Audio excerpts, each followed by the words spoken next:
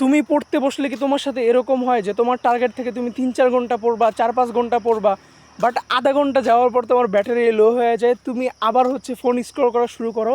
তাহলে তোমার সাথে হচ্ছে এই ছোট্ট দোয়াটা শেয়ার করতেছি। ইনশাল্লাহ এটা বললে তুমি তোমাকে হচ্ছে নিজেকে সেভ করতে পারবা অলসতা থেকে, এবং তুমি তোমার মনকে স্থির করতে পারবা, তোমার মনোযোগকে আরও বৃদ্ধি করতে পারবা। দোয়াটি হচ্ছে আল্লাহুম্মা ইন্নী আউযু বিকা মিনাল আজজি ওয়াল কাসাল ওয়াল জুবেনি ওয়াল হারম। আমি দোয়াটা আবার রিপিট করতেছি, আল্লাহুম্মা ইন্নী আউযু বিকা মিনাল আজজি ওয়াল কাসাল ওয়াল জুবেনি ওয়াল হারম।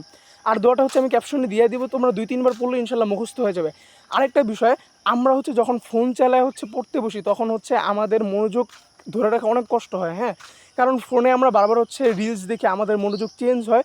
তো তোমরা ট্রাই করবে যে ফোন চালানোর পর 10 থেকে 15 মিনিট রেস্ট নিয়ে পড়তে বসার, তাহলে দেখবে তুমি তোমার মনোযোগকে ধরে রাখতে পারবা। আর হ্যাঁ, ভিডিওটা যদি ভালো লাগে থাকে অবশ্যই আমার আইডিটা ফলো দিয়ে রেখো। আসসালামু আলাইকুম।